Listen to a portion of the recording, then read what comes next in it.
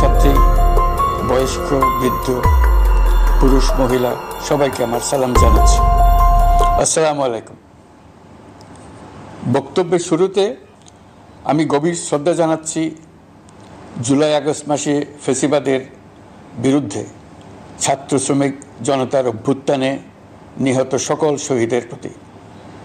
আমি আরও স্মরণ করছি তাদের যারা ফ্যাসিবাদী শক্তির প্রাণঘাতী অস্ত্রের সামনে হিমালয়ের মতো দাঁড়িয়ে অন্যায়ের প্রতিবাদ করে মৃত্যুকে আলিঙ্গন করেছে, আহত হয়েছে, পঙ্গুত্ব বরণ করেছে, হারিয়েছে তাদের চোখের দৃষ্টি। সেই সব বীরদের স্মরণ করছি যারা মিথ্যাচার, লুটপাট, স্বৈরতন্ত্রের বিরুদ্ধে এক দফা দাবি নিয়ে দাঁড়িয়েছিল। কৃতজ্ঞতা চিত্তে স্মরণ করছি আপনাদের ভাই বোনদের, আপনাদের সন্তানদের যারা এই বিপ্লবে অংশগ্রহণ করেছিল। প্রিয় দেশবাসী, আমি আগেও জানিয়েছি, আবারও জানাচ্ছি, গণ অভ্যুত্থানে সকল শহীদের পরিবারকে পুনর্বাসন করা হবে। সকল আহত শিক্ষার্থী, শ্রমিক জনতার চিকিৎসার সম্পূর্ণ ব্যয় সরকার বহন করবে। আহতদের দীর্ঘমেয়াদী এবং ব্যয়বহুল চিকিৎসা এবং শহীদদের পরিবারের দেখাশোনার জন্য স্বাস্থ্য মন্ত্রণালয়ের নেতৃত্বে একটি পূর্ণাঙ্গ তালিকা প্রস্তুত করা হয়েছে। এখন এই নতুন তথ্য পাওয়ার ভিত্তিতে এই তালিকা হালনাগাদ করা হতে থাকবে। গণ অভ্যুত্থানের শহীদদের স্মৃতি ধরে রাখতে সরকার তার যাত্রা লগ্নে জুলাই গণহত্যা স্মৃতি ফাউন্ডেশন নামে একটি ফাউন্ডেশন প্রতিষ্ঠার উদ্যোগ নেয়। এখন সেই ফাউন্ডেশন তৈরি হয়েছে। সকল শহীদ পরিবার এবং আহতদের সর্বোত্তম চিকিৎসা সহ তাদের পরিবারের সম্পূর্ণ দায়িত্ব এই ফাউন্ডেশন গ্রহণ করছে। এই ফাউন্ডেশনে দান করার জন্য দেশের সকল মানুষ এবং বিদেশে অবস্থানরত বাংলাদেশিদের আমরা আহ্বান জানাচ্ছি। গত মাসে কুমিল্লা, নোয়াখালী, সিলেট অঞ্চলে আকস্মিক বন্যা এসব এলাকার মানুষকে হতভম্ব করে দিয়েছে।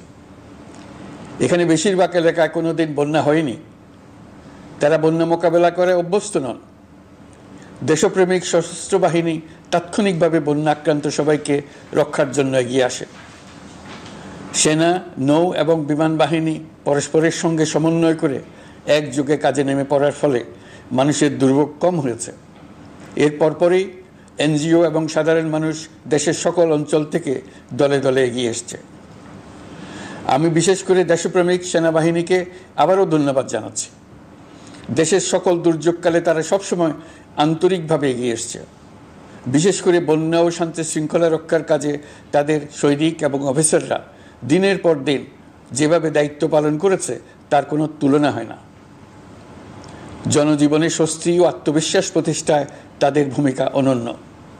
বাংলাদেশ সশস্ত্র বাহিনীর সকল সদস্যকে আমি ধন্যবাদ জানাই তাদের সততা, ত্যাগ ও অসীম দেশপ্রেমের জন্য। দেশের স্বাধীনতা সংগ্রাম থেকে শুরু করে বন্যা, খরা, ঝড়, বৃষ্টি, ঘূর্ণিঝড়, সকল প্রাকৃতিক দুর্যোগে আপনারা সকলের শেষ ভরসার স্থান। দেশের প্রতিটি ক্রান্তি লগ্নে আপনারা দেশের মানুষের পাশে থেকেছেন। দেশের স্বাধীনতার পক্ষে, সার্বভৌমত্বের পক্ষে অবস্থান নিয়েছেন। দেশ গঠনে আপনারা সবার আগে এগিয়ে এসছেন। বিগত জুলাই হতে শুরু হওয়া গণ অভ্যুত্থান, বন্যা, নিরাপত্তা প্রদান, অস্ত্র উদ্ধার সহ সকল কার্যক্রমে আপনারা সফলভাবে দিনরাত কাজ করে যাচ্ছেন। সরকার ও জনগণের পক্ষ থেকে আমি আপনাদের প্রতি কৃতজ্ঞতা জানাচ্ছি। বন্যা আমাদের জনজীবনে আরেকটি দিক উন্মোচন করল। দেশের সকল জায়গায় মানুষের সক্রিয় সহানুভূতির জোয়ার উঠেছিল অবিশ্বাস্য মাত্রায়। ব্যবসায়ী, অর্থবান ব্যক্তিরা যেমন তাদের অর্থ নিয়ে স্বতঃস্ফূর্তভাবে এগিয়ে এসেছিল, তেমনি দেশের বিভিন্ন প্রান্তের সাধারণ মানুষ, স্কুল, কলেজ, বিশ্ববিদ্যালয়ের ছেলেমেয়েরা জোয়ারের ঢলের মতো যার যার সামর্থ্য নিয়ে এগিয়ে এসছে। অনেকেই ছুটে গেছে বন্যার্তদের সহযোগিতা করার জন্য। এনজিওরা বিভিন্ন জায়গা থেকে ছুটে গেছে তাদের সহায়তা নিয়ে।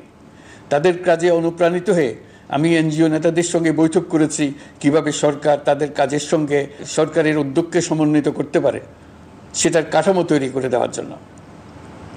বন্যা এখন চলে গেছে, কিন্তু পুনর্বাসনের কঠিন কাজ আমাদের সামনে রয়ে গেছে। সকলের সহযোগিতায় আমরা পুনর্বাসনের কাজটি সফলভাবে সমাধান করতে চাই। আইন শৃঙ্খলা পরিস্থিতির উন্নতির জন্য আমরা দিনরাত পরিশ্রম করে যাচ্ছি। যে সমস্ত ভাই বোনেরা তাদের গত 16 বছরের বেদনা জানিয়ে তার প্রতিকার পাওয়ার জন্য আমার অফিস এবং সচিবালয়ের অফিস সমূহের সামনে প্রতিদিন ঘেরাও কর্মসূচি দিয়ে আমাদের কাজকর্ম ব্যাহত করছিলেন, তারা আমার আহ্বানে সাড়া দিয়ে ঘেরাও কর্মসূচির থেকে বিরত হয়েছেন বটে, তবে অন্যত্র আবার তারা তাদের কর্মসূচি দিয়ে যাতায়াতে ব্যাঘাত সৃষ্টি করছেন। আমি কথা দিচ্ছি, আপনাদের ন্যায্য আবেদনের কথা আমরা ভুলে যাব না। আমরা সকল অন্যায়ের প্রতিকারের জন্য প্রতিশ্রুতিবদ্ধ। আমরা আমাদের দায়িত্বকালে যথাসম্ভব সব সমস্যার সমাধানের চেষ্টা করব। আমি আবারও অনুরোধ করছি, আপনারা যাতায়াতে ব্যাঘাত সৃষ্টি থেকে বিরত থাকুন। জাতি আপনাদের প্রতি কৃতজ্ঞ থাকবে। তৈরি পোশাক, ওষুধ শিল্প, এইসব এলাকায় শ্রমিক ভাই বোনেরা তাদের অভিযোগ জানানোর জন্য ক্রমাগতভাবে এই শিল্পের কার্যক্রম পরিচালনা বন্ধ রাখতে বাধ্য করছেন। এটা আমাদের অর্থনীতিতে যে নেতিবাচক প্রভাব ফেলবে সেটা মোটেই কাম্য নয়। এমনিতেই ছাত্র শ্রমিক জনতার বিপ্লবের পর যে অর্থনীতি আমরা পেয়েছি সেটা নিয়ম নীতিবিহীন দ্রুত ক্ষীয়মান একটা অর্থনীতি। প্রাতিষ্ঠানিক কাঠামো প্রায় ধ্বংসপ্রাপ্ত। বৈদেশিক মুদ্রার রিজার্ভ তলানিতে গিয়ে ঠেকেছে। আমরা এই অর্থনীতিতে প্রাণ সঞ্চারের চেষ্টা করছি, আমাদের উদ্যোগে সাড়াও পাচ্ছি। ঠিক এই সময়ে আমাদের শিল্প কারখানাগুলো বন্ধ হয়ে যাক, অকার্যকর হয়ে যাক, এটা আমাদের অর্থনীতিতে বিরাট আঘাত পড়বে। সেটা কিছুতেই আমাদের কাম্য হতে পারে না। শ্রমিক ভাই বোনদের অনেক দুঃখ আছে, কিন্তু সেই দুঃখ প্রকাশ করতে গিয়ে আপনাদের মূল জীবিকা বন্ধ হওয়ার উপক্রম হলে সেটা ঠিক হবে না। দেশের অর্থনীতি ধ্বংসপ্রাপ্ত হলে সেটা ঠিক হবে না। শ্রমিক মালিক উভয়ের পক্ষে আলোচনা করে এসব সমস্যার সমাধান আমরা অবশ্যই বের করব।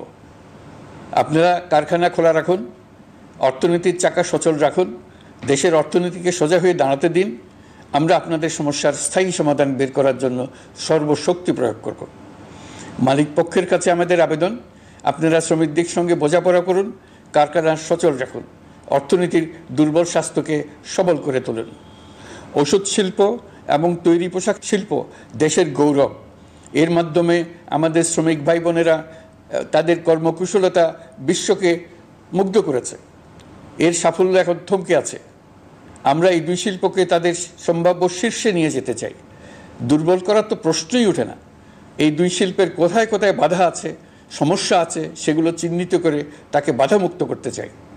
আমরা বিদেশি ক্রেতাদের একত্রিত করে তাদের সহযোগিতা চাইব, যেন বাংলাদেশের এই শিল্প দুটি বিশ্বের অন্যান্য দেশের চাইতে বেশি আস্থাযোগ্য হয়ে গড়ে উঠতে পারে। সব কিছুই সম্ভব যদি আমরা শ্রমিক মালিক সম্পর্কটা একটা নির্ভরযোগ্য, আনন্দদায়ক করে গড়ে তুলতে পারি। আমাদের সরকারের প্রথম মাস কাটল, দ্বিতীয় মাস থেকে আমরা নতুন বাংলাদেশ গড়ার ভিত্তি হিসেবে নতুন শ্রমিক মালিক সম্পর্কের সূচনা করতে চাই। এটা দেশের সবার কাম্য। দেশের নতুন প্রজন্ম নির্ভয়ে যেন তাদের ভবিষ্যৎ নিয়ে এগিয়ে যেতে পারে, আমরা সেই লক্ষ্যে কাজ করছি। আমাদের দায়িত্ব অনেক। ন্যায়ভিত্তিক একটা সমাজ গড়ে তোলার জন্য একসাথে অনেকগুলো কাজ আমাদের হাত দিতে হবে। 1 জুলাই থেকে 5 আগস্ট পর্যন্ত ছাত্র জনতার গণ আন্দোলনকে দমন করতে যেসব ফৌজদারি মামলা দায়ের করা হয়েছিল, এর মধ্যে হত্যা মামলা ছাড়া বাকি প্রায় সকল মামলা প্রত্যাহার করা হয়েছে। এইসব মামলায় গ্রেফতারকৃত সকলে মুক্তি পেয়েছে। দায়িত্ব গ্রহণের শুরুতেই অন্তর্বর্তীকালীন সরকার বিচার বিভাগের বড় সংস্কারের কাজে হাত দিয়েছে। যোগ্যতম ব্যক্তিকে প্রধান বিচারপতি নিয়োগ দেওয়াতে মানুষের মনে নতুন আশার সঞ্চার হয়েছে। আপিল বিভাগের বিচারপতি নিয়োগ অতি সত্বর এই সকল কালো আইন বাতিল ও প্রযোজ্য ক্ষেত্রে সংশোধন করা হবে। সাংবাদিক সাগর রনি হত্যাকাণ্ড সহ বহুল আলোচিত 5টি হত্যাকাণ্ডের তদন্ত ও বিচার অগ্রাধিকার ভিত্তিতে ও দ্রুততম সময়ে নিষ্পত্তির জন্য সহায়তা প্রদান করা হচ্ছে। সম্প্রতি আমরা বলপূর্বক গুম থেকে সকল ব্যক্তির সুরক্ষার জন্য আন্তর্জাতিক কনভেনশনের সনদে স্বাক্ষর করেছি। ফলে স্বৈরাচার দ্বারা প্রতিষ্ঠিত গুম সংস্কৃতির সমাপ্তি ঘটানোর জন্য আন্তর্জাতিকভাবে আমরা প্রতিজ্ঞাবদ্ধ হলাম। এছাড়া আমরা ফ্যাসিবাদ শাসনের 15 বছরে গুমের প্রতিটি ঘটনা তদন্ত করার জন্য পৃথক একটা কমিশন গঠন করছি। যেসব পরিবার তাদের নিখোঁজ পিতা, স্বামী, পুত্র এবং ভাইদের পাওয়ার জন্য বছরের পর বছর যন্ত্রণার সাথে অপেক্ষা করছেন, আমরা আপনাদের বেদনায় সমবেথী। আয়নাঘরগুলো বন্ধ করে দেওয়া হয়েছে। এবং সেই সাথে বের হয়ে আসছে ফ্যাসিস্ট হাসিনা সরকারের গুমের শিকার ভাই বোনদের কষ্ট ও যন্ত্রণা গাথা। আমাদের তরুণ প্রজন্মের ভবিষ্যৎ যেন উজ্জ্বল হয় সেটা নিশ্চিত করতে শিক্ষা ব্যবস্থার দিকে আমাদের পূর্ণ নজর রয়েছে। ইতোমধ্যে প্রথম শ্রেণী থেকে দ্বাদশ শ্রেণী পর্যন্ত বর্তমানের ত্রুটিপূর্ণ শিক্ষাক্রম পরিবর্তন করা হয়েছে। বই সংশোধন ও পরিমার্জনের কাজ শেষ পর্যায়ে আছে। এই সংস্কারের কাজ অব্যাহত থাকবে। বিশ্ববিদ্যালয়সমূহের উচ্চ প্রশাসনিক পদগুলো পূরণ করে শিক্ষা কার্যক্রম স্বাভাবিক করার কাজ দ্রুত গতিতে এগিয়ে চলেছে। বেসরকারি শিক্ষা প্রতিষ্ঠানগুলোর পরিচালনা বোর্ডে দখলদারিত্বের রাজনীতি বন্ধ করার ব্যবস্থাও নেওয়া হয়েছে। আপনারা নিশ্চয় লক্ষ্য করেছেন, আমাদের প্রথম মাসে দেশের প্রায় সকল বিশ্ববিদ্যালয়ের উপাচার্য এবং উপাচার্য মহোদয়গণ পদত্যাগ করেছেন। উচ্চশিক্ষার ক্ষেত্রে এটা বিরাট শূন্যতার সৃষ্টি করেছে। প্রথম মাসে আমরা ক্রমাগতভাবে প্রতিটি বিশ্ববিদ্যালয়ে সবার কাছে গ্রহণযোগ্য এমন উপাচার্য এবং উপাচার্য নিয়োগ দেওয়ার কাজ শুরু করেছে। এর ফলে সকল সরকারি এবং বেসরকারি বিশ্ববিদ্যালয়গুলোতে নতুন উদ্যমে কাজ শুরু করার পরিবেশ সৃষ্টি হয়েছে। সংবাদ মাধ্যম ও মত প্রকাশের পূর্ণ স্বাধীনতা ইতিমধ্যে নিশ্চিত করা হয়েছে। আমরা সবাইকে বলে দিয়েছি, আপনারা মন খুলে আমাদের সমালোচনা করুন, আমরা সবার মতামতের প্রতি শ্রদ্ধাশীল। মিডিয়া যাতে কোনো রকম বাধা বিপত্তি ছাড়া নির্বিঘ্নে তাদের কাজ করতে পারে সেজন্য একটা মিডিয়া কমিশন গঠন করা সরকারের সক্রিয় বিবেচনাধীন। আরও যেসব কমিশন সরকার সহ অন্য সবাইকে জবাবদিহিতার আওতায় আনতে পারে, আমরা তাদের পুনর্গঠন ও সংস্কারের উদ্যোগ নিয়েছি যাতে তারা আরও শক্তিশালী হয়, জনকল্যাণে কাজ করে। দায়িত্ব গ্রহণের পর বিভিন্ন দেশের সরকার প্রধান টেলিফোনে এবং শুভেচ্ছা বার্তা পাঠিয়ে আমাকে অভিনন্দন জানিয়েছেন। বিভিন্ন দেশের রাষ্ট্রদূত এবং হাই কমিশনার বৃন্দ আমার সাথে সাক্ষাৎ করে দ্বিপাক্ষিক সহযোগিতা বৃদ্ধির আশ্বাস দিয়েছেন। আমার অনুরোধে সংযুক্ত আরব আমিরাতের 57 জন বাংলাদেশি যারা ফ্যাসিবাদ বিরোধী বিক্ষোভে অংশগ্রহণ করা বিভিন্ন মেয়াদে কারাদণ্ডে দণ্ডিত হয়েছিলেন, তাদের সাধারণ ক্ষমা ঘোষণা করেছেন সে দেশের সরকার। ইতিমধ্যে তাদের কয়েকজন দেশে ফিরে এসেছেন। এই ক্ষমা প্রদর্শন ছিল অতি বিরল একটি ঘটনা। এই জন্য আমি সংযুক্ত আরব আমিরাতের রাষ্ট্রপতি শেখ মোহাম্মদ বিন জায়েদ আল নাহিয়ানকে ধন্যবাদ ও কৃতজ্ঞতা জানিয়েছি আপনাদের সবার পক্ষ থেকে।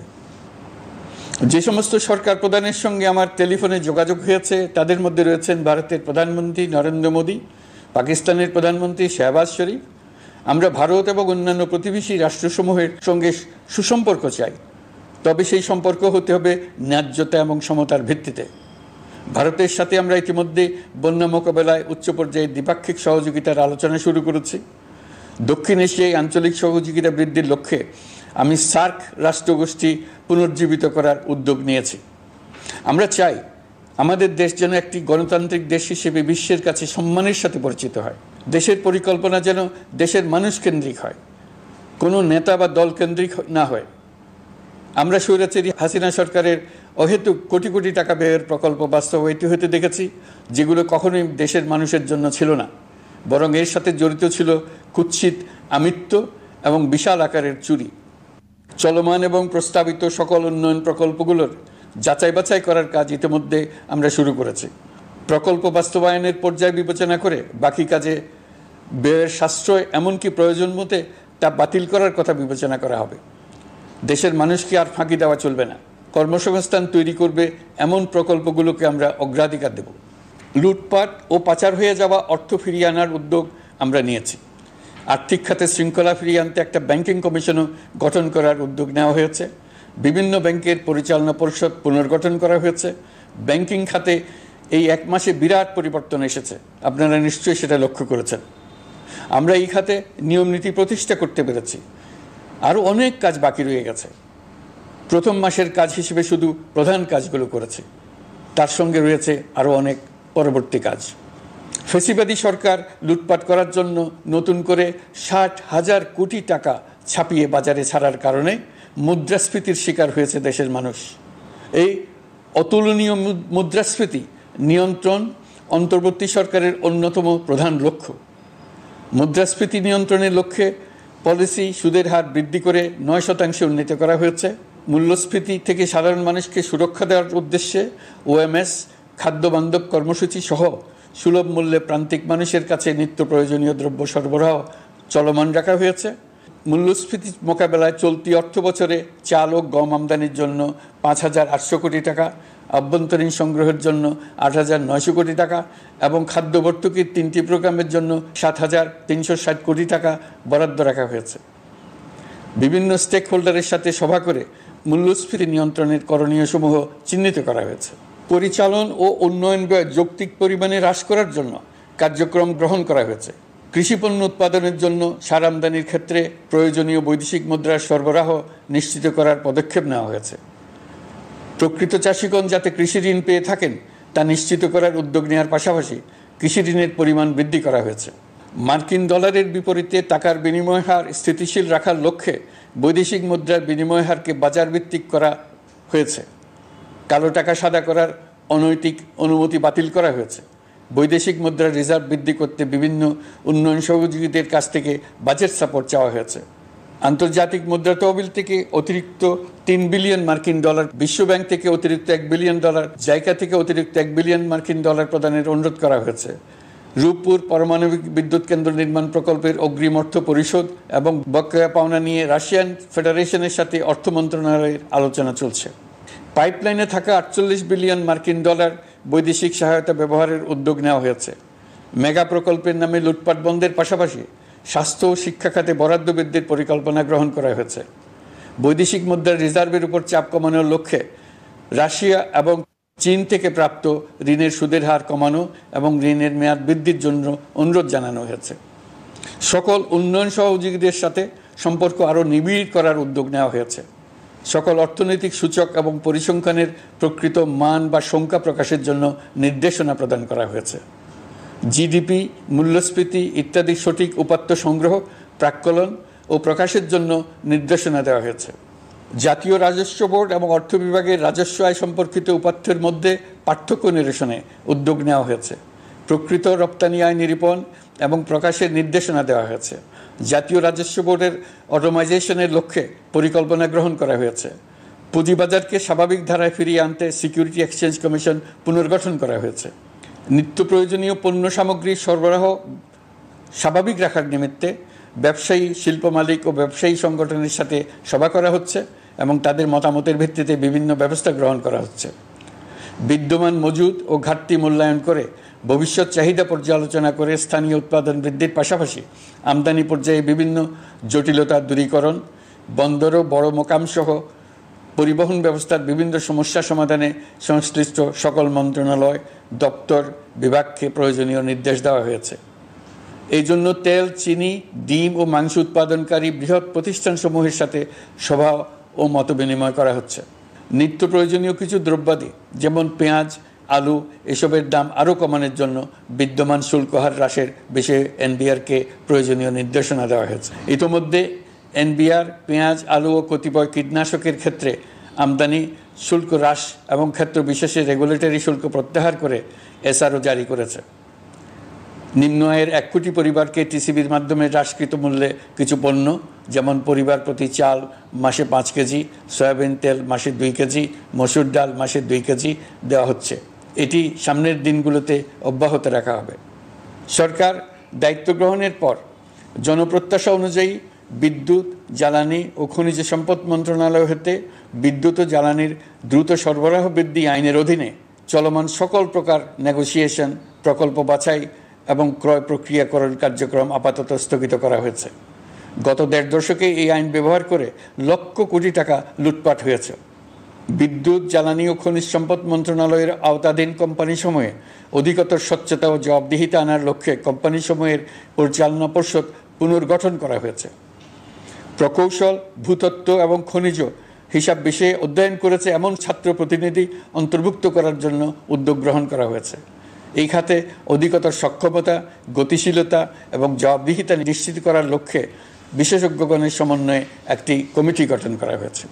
জ্বালানি তেলের মূল্য জনপ্রত্যাশা অনুযায়ী সহনশীল রাখতে অকটেন ও পেট্রোলের দাম 6 টাকা, ডিজেল ও কেরোসিনের দাম 1 টাকা 25 পয়সা কমানো হয়েছে।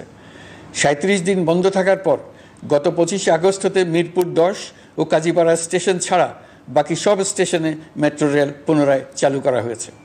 ভুয়া মুক্তিযোদ্ধাদের চিহ্নিত করার লক্ষ্যে বিশেষ করে মুক্তিযুদ্ধের সময় যাদের বয়স 12.5 বছরের কম ছিল তাদের মুক্তিযুদ্ধ তালিকা হতে বাতিলের জন্য সুপ্রিম কোর্টে লিভ টু আপিলের পদক্ষেপ গ্রহণ করা হয়েছে। মুক্তিযোদ্ধা কল্যাণ ট্রাস্টের আওতাধীন বেদখলকৃত স্থাবর সম্পত্তি উদ্ধারে প্রয়োজনীয় ব্যবস্থা গ্রহণ করা হয়েছে। গৃহায়ন ও গণপূর্ত মন্ত্রণালয় কর্তৃক গৃহীত বরিশাল, রংপুর, ময়মনসিংহ উন্নয়ন কর্তৃপক্ষ আইন এর খসড়া তৈরির কার্যক্রম নেওয়া হয়েছে। পূর্বাচল নতুন শহর প্রকল্প, ঢাকার আশেপাশে স্যাটেলাইট সিটি নির্মাণের রোডম্যাপ চূড়ান্তকরণের উদ্যোগ নেওয়া হয়েছে। বিধি বহির্ভূত প্রদত্ত প্লট ও ফ্ল্যাটের বরাদ্দ বাতিলের উদ্যোগ নেওয়া হয়েছে। প্রিয় দেশবাসী, আপনাদের আমাদের সন্তানদের জন্য একটি গণতান্ত্রিক বাংলাদেশের রূপরেখা তৈরি করতে আমরা দৃঢ় প্রতিজ্ঞ। আর যেন আমাদের কোনো স্বৈরাচারের হাতে পড়তে না হয়। আমরা যাতে বলতে পারি আমরা একটি গণতান্ত্রিক দেশে বসবাস করি, আমরা যাতে সকলেই দাবি করতে পারি যে এই দেশটি আমাদের, আমরা সেই লক্ষ্যেই কাজ করছি। কেউ আইন নিজের হাতে তুলে নেবেন না। আইন নিজের হাতে তুলে নিয়ে কেউ সমাজে বিশৃঙ্খল পরিবেশ সৃষ্টি করলে আমরা তাকে অবশ্যই শাস্তির আওতায় নিয়ে আসব। আমরা একটি সাম্প্রদায়িক সম্প্রীতির দেশ।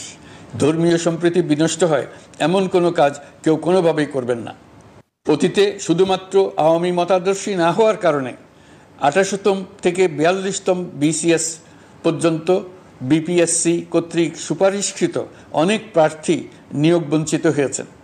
8ই আগস্ট পরবর্তী সময়ে এর মধ্যে এদের 259 জনকে নিয়োগ দেওয়া হয়েছে।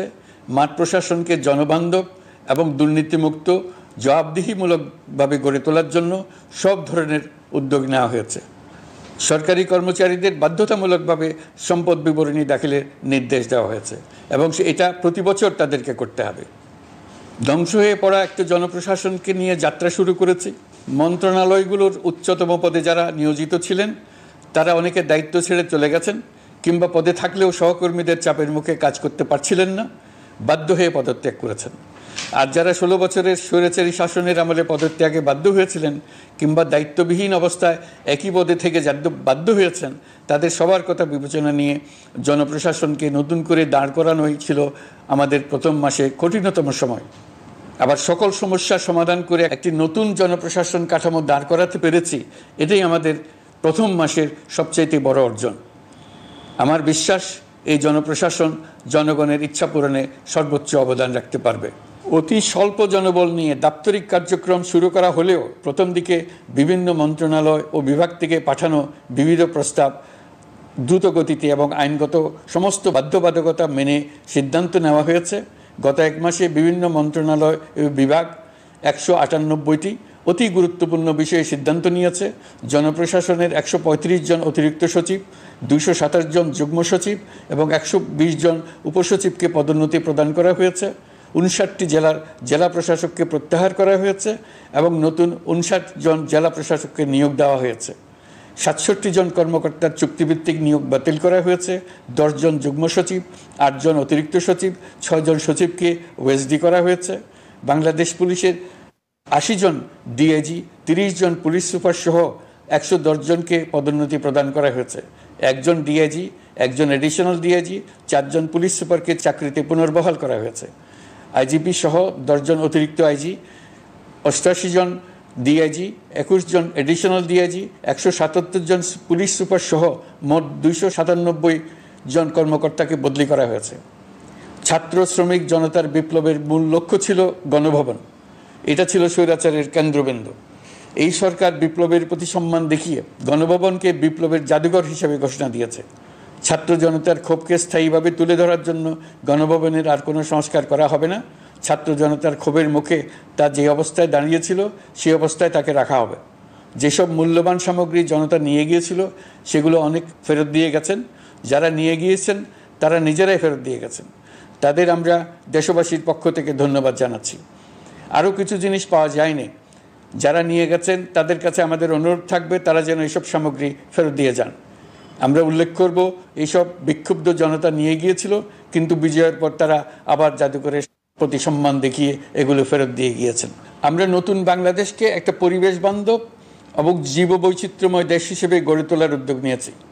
এটি তরুণদের আকাঙ্ক্ষা, আমাদের সবারই আকাঙ্ক্ষা। সেই লক্ষ্যে আমি প্রথমেই একটি ক্ষুদ্র পদক্ষেপ নিয়েছি। আমার বাসভবন এবং সমগ্র সচিবালয়ে প্লাস্টিকের পানির বোতল ব্যবহার নিষিদ্ধ করেছে। ইতিমধ্যে সুপার শপগুলোতে পলিথিনের শপিং ব্যাগ ব্যবহার বন্ধ করার উদ্যোগ নেওয়া হয়েছে। গত কয়েক দশকে যে পরিমাণ নদী দূষণ হয়েছে আমরা তা বন্ধ করার উদ্যোগ নিয়েছি। আমরা সংস্কার চাই। আমাদের একান্ত অনুরোধ, আমাদের উপর যে সংস্কারের গুরু দায়িত্ব দিয়েছেন সেই দায়িত্ব দিয়ে আপনারা দর্শকের গ্যালারিতে চলে যাবেন না। আপনারা আমাদের সঙ্গে থাকুন, আমরা একসঙ্গে সংস্কার করব।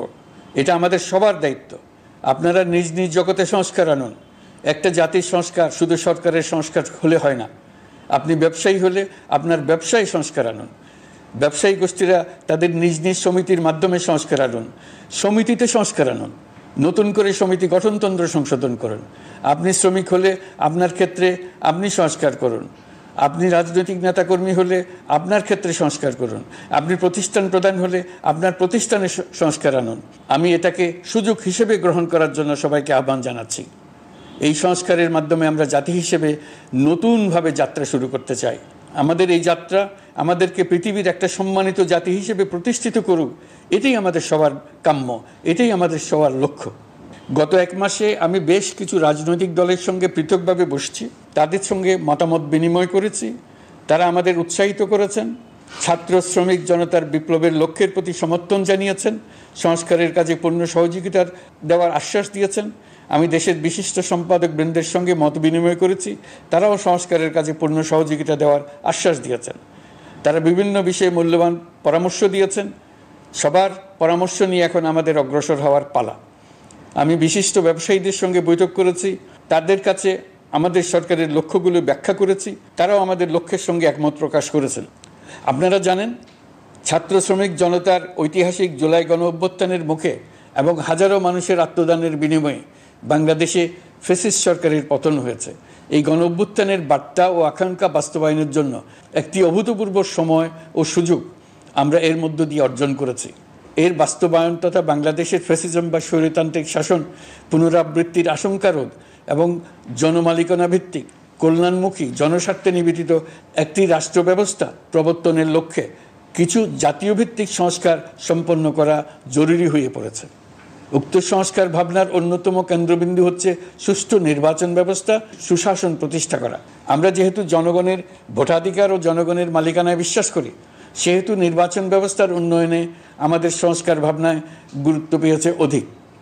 আমরা মনে করি নির্বাচনের নামে সংখ্যাগরিষ্ঠতার একাধিপত্য ও দুঃশাসন মানুষের উপর চাপিয়ে দেওয়া বা এর মাধ্যমে এক ব্যক্তি বা এক পরিবার বা কোনো গোষ্ঠীর কাছে সকল ক্ষমতা কক্ষীগত করে রাখার কোনো ক্রমেই গ্রহণযোগ্য নয়। এসব আশঙ্কা রোধ করার জন্য নির্বাচনের সাথে সম্পর্কিত নির্বাচন কমিশন সহ অন্যান্য প্রতিষ্ঠানগুলোর সংস্কারের কথা আমরা ভাবছি। নির্বাচন ব্যবস্থার সাথে সম্পর্কিত প্রতিষ্ঠান হিসেবে পুলিশ প্রশাসন, জনপ্রশাসন, বিচার প্রশাসন, দুর্নীতি দমন কমিশন এই 4টি প্রতিষ্ঠানের সংস্কার করা সুষ্ঠু ও অবাধ নির্বাচনের জন্য অপরিহার্য। এসব প্রতিষ্ঠানের সংস্কার জনমালিকানা ভিত্তিক, জবাবদিহিমূলক এবং কল্যাণমূলক রাষ্ট্র ব্যবস্থা প্রতিষ্ঠায় অবদান রাখবে বলে আমি বিশ্বাস করি।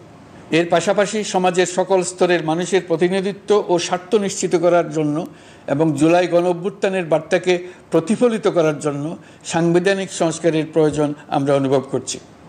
এসব বিষয়ে সংস্কার করার প্রাথমিক পদক্ষেপ হিসেবে আমরা প্রাথমিকভাবে 6টি কমিশন গঠন করার সিদ্ধান্ত নিয়েছি। এসব কমিশনের কাজ পরিচালনার জন্য বিষয়ভিত্তিক অভিজ্ঞতা বিবেচনা করে 6 জন বিশিষ্ট নাগরিকের নেতৃত্বে এই কমিশনগুলো পরিচালনা করার দায়িত্ব দিয়েছি।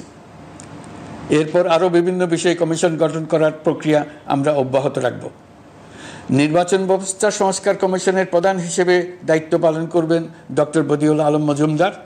পুলিশ প্রশাসন সংস্কার কমিশনের প্রধান হিসেবে কাজ করবেন জনাব সরফরাজ চৌধুরী। বিচার বিভাগ সংস্কার কমিশনের প্রধান হিসেবে দায়িত্ব পালন করবেন বিচারপতি শাহ আবু নাঈম মুমিনুর রহমান। দুর্নীতি দমন সংস্কার কমিশনের প্রধান হিসেবে দায়িত্ব পালন করবেন ডক্টর ইফতেখারুজ্জামান। জনপ্রশাসন সংস্কার কমিশনের প্রধান হিসেবে দায়িত্ব পালন করবেন জনাব আব্দুল মুহিত চৌধুরী। সংবিধান সংস্কার কমিশনের প্রধান হিসেবে দায়িত্ব পালন করবেন ডক্টর শাহদিন মালিক। এসব কমিশনের অন্য সদস্যদের নাম কমিশন প্রধানদের সাথে আলোচনা করে ঠিক করা হবে। কমিশনগুলোর আলোচনা ও পরামর্শ সভায় উপদেষ্টা পরিষদের সদস্য, ছাত্র, শ্রমিক জনতা আন্দোলনের প্রতিনিধি, নাগরিক সমাজ ও রাজনৈতিক দলের প্রতিনিধিরা উপস্থিত থাকবেন। পূর্ণাঙ্গভাবে গঠিত হওয়ার পর কমিশন আনুষ্ঠানিকভাবে তাদের কাজ আগামী 1 অক্টোবর থেকে শুরু করতে পারবে বলে আমি আশা করছি। এবং এটি পরবর্তী 3 মাসের মধ্যে সম্পন্ন হবে বলে আমরা ধারণা করছি। কমিশনের রিপোর্টের ভিত্তিতে সরকার পরবর্তী পর্যায়ে প্রধান রাজনৈতিক দলগুলোর সাথে পরামর্শ সভার আয়োজন করবে। চূড়ান্ত পর্যায়ে ছাত্র সমাজ, নাগরিক সমাজ, রাজনৈতিক দলের প্রতিনিধি, সরকারের প্রতিনিধি নিয়ে ব্যাপক ভিত্তিক 3 থেকে 7 দিন ব্যাপী একটি পরামর্শ সভার ভিত্তিতে সংস্কার ভাবনার রূপরেখা চূড়ান্ত করা হবে। এতে এই রূপরেখা কীভাবে বাস্তবায়ন হবে তার একটি ধারণাও দেওয়া হবে। এই আয়োজন জুলাই গণ অভ্যুত্থানের বার্তা বাস্তবায়ন ও রাষ্ট্র পুনর্নির্মাণ তাগিদের ঐক্যবন্ধনে গোটা জাতিকে শক্তিশালী ও আশাবাদী করে তুলবে বলে আমাদের বিশ্বাস। প্রিয় দেশবাসী, আমাদের সামনে অনেক কাজ। সবাই মিলে একই লক্ষ্যে আমরা অগ্রসর হতে চাই। আমাদের মধ্যে, বিশেষ করে আমাদের নতুন প্রজন্মের মধ্যে যে সুপ্ত প্রতিভা লুকিয়ে আছে, সেটা যেন বিনা বাধায় রাষ্ট্রের এবং সমাজের সহযোগিতায় প্রকাশ করতে পারি, সেই সুযোগের কাঠামো তৈরি করতে চাই। সকলে মিলে আমাদের পরিবারের প্রতিটি সদস্যকে, সে ঝাড়ুদার হোক, ছাত্র হোক, শিক্ষক হোক, যে কোনো ধর্মের হোক, সবার সমান অধিকার নিশ্চিত করতে চাই। এই হলো আমাদের সংস্কারের মূল লক্ষ্য। আসুন ছাত্র শ্রমিক জনতার এই বিপ্লবের লক্ষ্যকে আমরা দ্রুত বাস্তবায়ন করি। আমাদের প্রথম মাসে আমরা যে গতিতে, যে উদ্যম নিয়ে কাজ এগিয়ে নিয়ে যাওয়ার কথা চিন্তা করেছিলাম, সেটা হয়তো করতে পারিনি বাস্তব অবস্থার পরিপ্রেক্ষিতে। দেশের আইনশৃঙ্খলা পরিস্থিতি স্বাভাবিক রাখা গেলে আশা করি আমরা আমাদের গতি অনেক বাড়াতে পারব। এই জন্য দেশের সকল মানুষের কাছে, শিক্ষক, ছাত্রছাত্রী, কৃষক, শ্রমিক, পেশাজীবী, বড় ব্যবসায়ী, ক্ষুদ্র ব্যবসায়ী, দিনমজুর, গৃহিণী, সকলের সহযোগিতা চেয়েছি। আমাদের কাজ বড় কঠিন, কিন্তু জাতি হিসেবে এবার ব্যর্থ হওয়ার কোনো অবকাশ আমাদের নেই। আমাদেরকে সফল হতেই হবে। এই সাফল্য আপনাদের কারণেই আসবে, আপনার সহযোগিতার কারণেই আসবে। আমাদের কাজ হবে আপনার আমার স্বপ্নকে বাস্তবে রূপায়িত করা।